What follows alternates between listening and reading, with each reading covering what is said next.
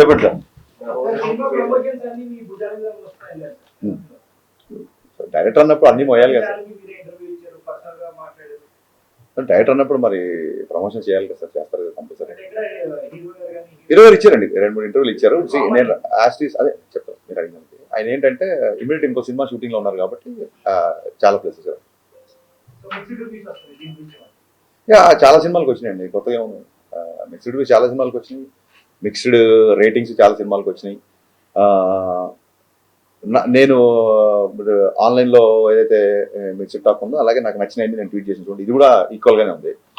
And ఇదేం కొత్త కాదు మనకి, ఇదేం కొత్త కాదు. ఇప్పుడు షో బై షోకి టాక్ పెరుగుతుంది.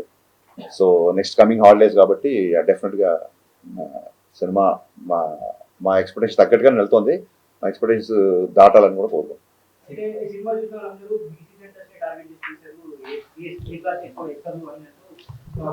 అంటే ఇప్పుడు ఇందులో ఉన్న ఒక కిషోర్ కుమార్ గారి పాటలు కానీ, లేకపోతే ఇందాక మన పాత్రికేయ మిత్రుడే పాడుతున్నాడు మహేష్ భట్ సినిమాలో సాంగ్. సో ఒక ఈస్థెటిక్స్ 90s బ్యాక్డ్రాప్ లో పాటలది ఒక సినిమాటిక్ లిబర్టీ తీసుకున్నా సరే సినిమా మొత్తం మీరు చూసి ఉంటారు కాబట్టి జిక్కి క్యారెక్టర్ లంగావణిలోనే ఉంటుంది. So families A class, B class, C class అందరూ చూస్తున్నారు. బేసిక్గా నాకు కొంచెం మాస్ సినిమా కాబట్టి మీరు అన్నట్టు కంపారిటివ్లీ ఏ క్లాస్ కంపేర్ చేస్తే బీసీ సెంటర్లో కొంచెం రెస్పాన్స్ ఎక్కువ ఉంటుంది.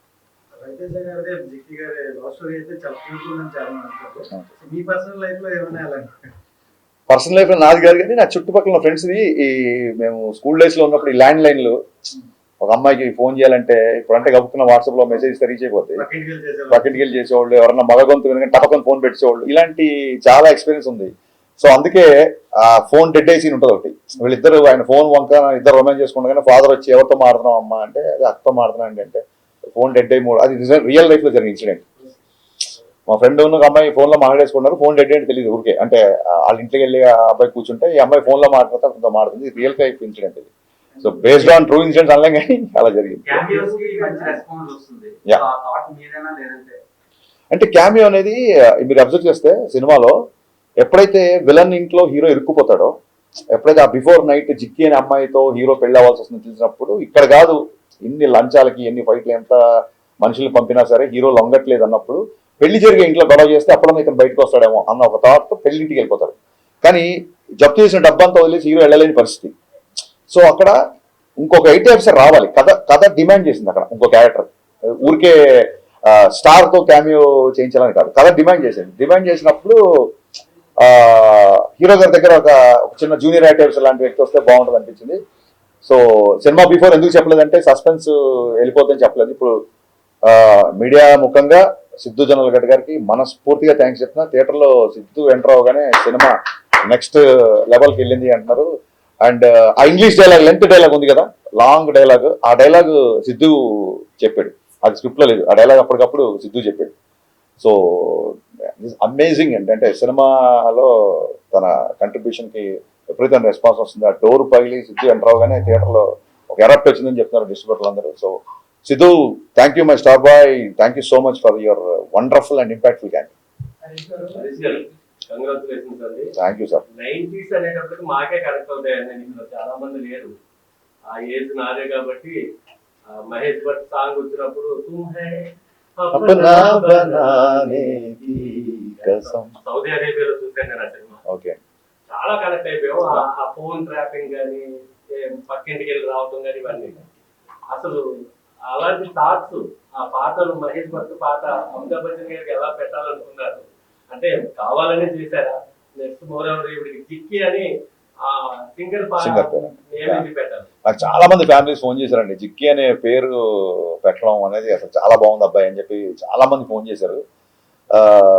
మహా గాయని ఆవిడ. ఇంకా నాకు చిన్నప్పటి నుంచి మ్యూజిక్ తో పెరిగినోండి నేను. మీరు ఎలా అయితే సడక్ పాటలు, మహేష్ భట్లు, కుమార్ సాన్ పాటలు విన్నామో అందులో సినిమాలో రవితేజ్ గారికి ఉన్న సచిన్ కడేకర్ గారికి ఉన్న రిలేషను నాకు మా నాన్నగారికి ఉండేది. అంటే మా నాన్నగారి వల్లే నాకు కిషోర్ కుమార్ పాటలు బాగా ఇష్టం. బట్ నేను కుమార్ సాన్ పాటలు ఎక్కువ వినేవాడిని. మా నాన్న ఏమో కిషోర్ కుమార్ ఫ్యాన్. సో మా ఇద్దరికి ఎప్పుడు ఇంట్లో ఒక చిన్న ఆర్గ్యుమెంట్లు, సరదా డిబేట్లు ఉండేది.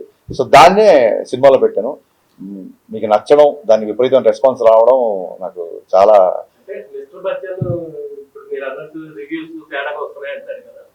సినిమాను చూస్తే చాలా బాగుందండి. అంటే పాటలు ఉన్నాయి, డాన్సులు ఉన్నాయి, ఫైట్స్ ఉన్నాయి, థ్యాంక్ యూ సార్, ఎంటర్టైన్మెంట్ ఉంది. సినిమా విపరీతంగా నచ్చింది నాకైతే.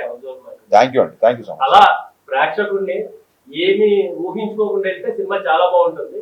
అది మీరు ఏమైనా ఆడియన్స్ కి చెప్పగలరా? లేదండి, నేను బిగినింగ్ నుంచి నేను రివ్యూల గురించి ఎప్పుడు నేను ఎప్పుడు రివ్యూల గురించి మీరు ఇవ్వద్దు అన్నమాట. నాకు నచ్చినట్టు నేను సినిమా తీసినప్పుడు మీకు నచ్చినట్టు మీరు రాసే అధికారం మీకు ఉంటుందని 100% ఎప్పటి నుంచో చెప్పాను.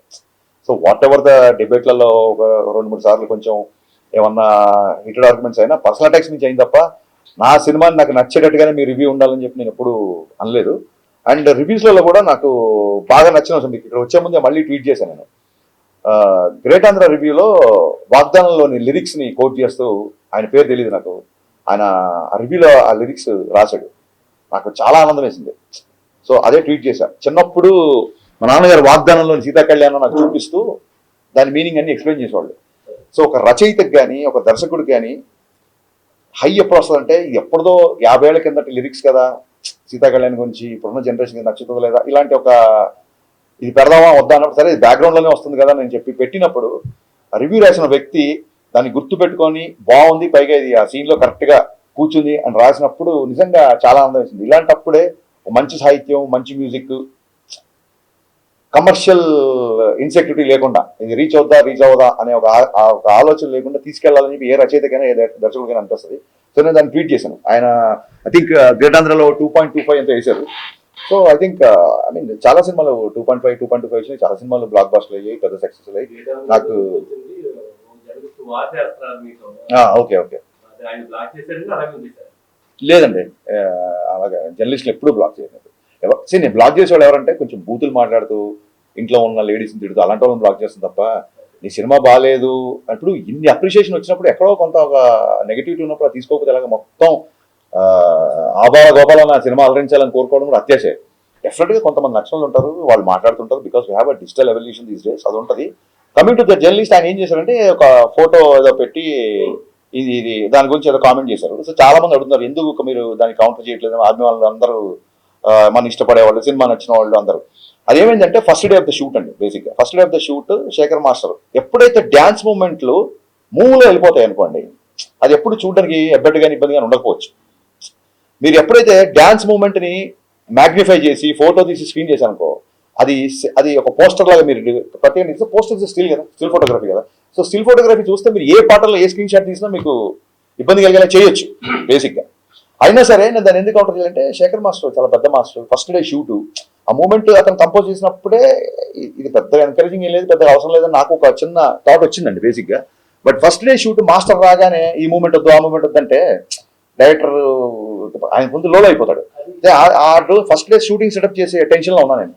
సో ఆ రిహార్సల్ చేసినప్పుడు నాకు అనిపించింది ఈ పాటకి ఈ మూమెంట్ అవసరం లేదు, ఎందుకంటే చాలా మంచి లిరిక్స్ వెళ్తుంది పాట. కానీ మాకు సెన్సార్లో కూడా అలాగే డ్యాన్స్ మూవ్లో ఉంటుంది కాబట్టి పాస్ అయిపోయింది, నేను దాన్ని పెద్దగా పట్టించుకోలేదు. ఎందుకు కౌంటర్ చేయలేదు ఆ విషయంలో మూర్తి గారిని అంటే, అన్ని విషయాల్లో మనమే కరెక్ట్ అయిపోము. డెఫినెట్గా అన్ని విషయాల్లో నేనే కరెక్ట్ అవ్వాలని రూల్ లేదు కదా. సో అతనికి ఆ మూమెంట్ గురించి అతను ఫీల్ అయ్యాడు. బట్ సినిమాలో చాలా మంచి విషయాలు ఉన్నాయి, దాన్ని కూడా మనం భూతద్దంలో చూపించవచ్చు. బట్ ఒక్కొక్క ఎజెండా. అంటే లాస్ట్ టైం గ్యాంగ్ లీడర్ సినిమాలో కూడా ప్రభుదేవ గారు వర్షంలో పాటలో విజయశాంతి పట్టుకుని పెట్టారు. అంటే ఏం లేదండి, అదేంటంటే మేము ఉన్న పరిస్థితులలో క్రియేటివ్ పొజిషన్లో ఉన్నప్పుడు, ఇండస్ట్రీలో ఉన్నప్పుడు వాళ్ళు చేశారు కదా మేము చేయాలి ఇలాగ మాట్లాడితే ఇంకొకరు కంపేర్ చేసుకోవడం పరిస్థితి. అందరూ మా వాళ్ళే కాబట్టి అలా కంపేర్ చేసుకోవడం కరెక్ట్ కాదు. మీరు అన్నారు కాబట్టి నేను దానికి ఆ కామెంట్ నేను తీసుకున్నాను కాబట్టి ఆయన నేను కౌంటర్ అయ్యేది తెలుసుకున్నాను. డెఫినెట్లీ అండి, థియేటర్ విజిట్స్ ప్లాన్ చేస్తాము. అది ఎప్పుడు ఏంటంటే మీకు షెడ్యూల్ ఖచ్చితంగా.